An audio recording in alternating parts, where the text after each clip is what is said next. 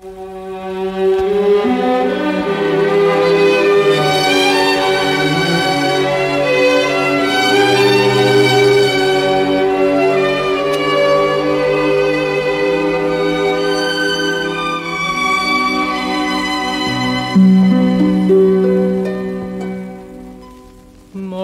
повест ви разказва за любов, моята песен е нестихващ тъжен зов.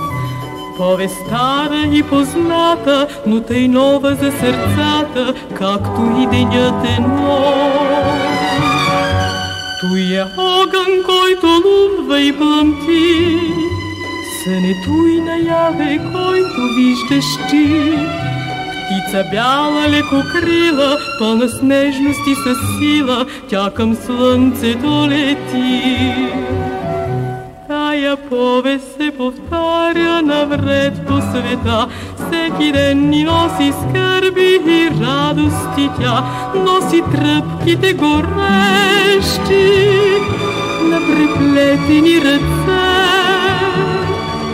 болката на кратки срещи на жадуващо сърце. Моята повест, повест стара, кой не знае, кой от вас не я очаква и желае. Болестна или щастлива, то е песен вечно жива и тя няма край.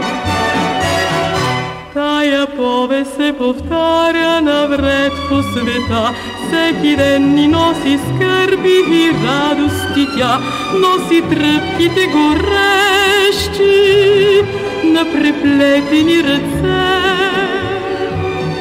болката на кратки срещи на жадуващо сърце.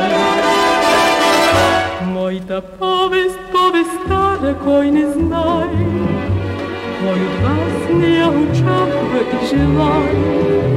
Болестна или щастлива, то е песен вечно жива и тя няма край.